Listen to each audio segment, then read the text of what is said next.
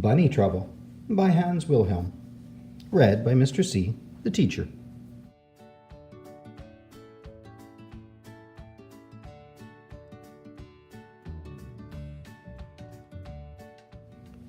Once there was a rabbit colony that was different from any other.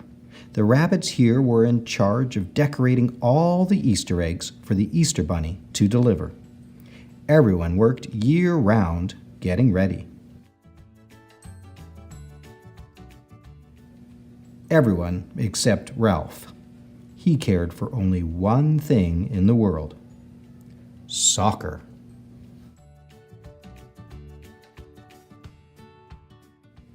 It worried his mother and father.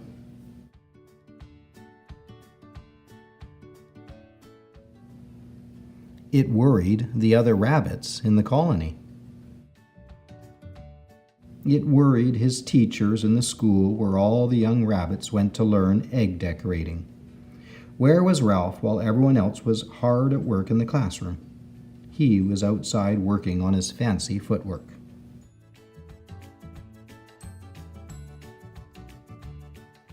It worried his sister Liisa, especially when he ruined her birthday party. Liisa loved Ralf more than anyone else in the world, but she knew that one day he would get into trouble. He just didn't fit in.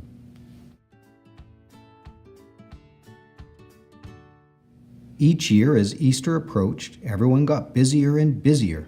The chickens laid more eggs. The painters, the jelly bean makers, the basket stuffers all worked overtime.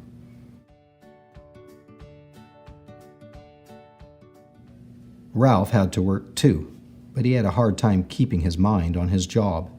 Instead, he was thinking about place kicks, and he tried just one. Oops! Over went a basket full of eggs. The exhausted chickens groaned. The rabbits shouted at Ralf, "Go play soccer on the other side of the trees so we can finish our work in peace," they said.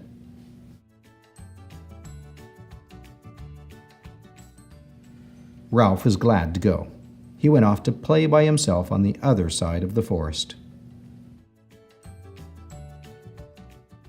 That night, he did not come home. His mother wept and wrung her hands. Where could he be? She wondered. And with Easter just 2 days away.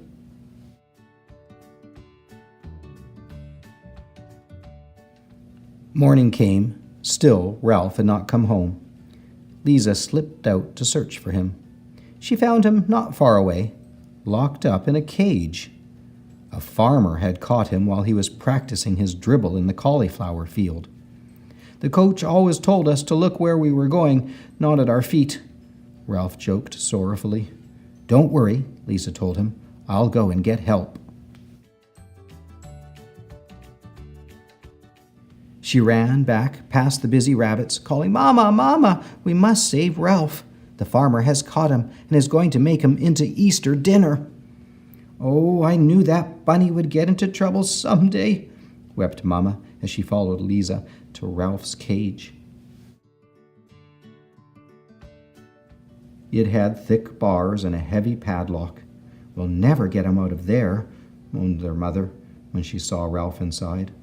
Of course we will, said Liisa firmly. I think I can get the lock open. Liisa worked for hours, but the lock refused to be picked. The bars wouldn't bend. The door couldn't be pried off. If I ever get free, whispered Ralf, I promise I will never play soccer again. No, Ralf, said Liisa. You want to be a soccer player, and you will be too. But you also have to help with the eggs. And not be such a nuisance, added Mama. Ralf knew they were right. He promised to do what they said. Hours passed. Suddenly Liisa cried, I've got an idea that will do the trick, but we have to hurry. Liisa and Mama ran all the way home. In no time, Liisa was back carrying a small bundle under her arms. She squeezed it carefully through the bars of Ralf's cage, and then she whispered the plan. The next morning, there was a great commotion around the cage. Inside it, next to Ralph, was a basket of the most beautiful Easter eggs anyone had ever seen. Some were polka-dotted, some were dyed deep purple, and some were painted with rainbows. The farmer's children gathered around.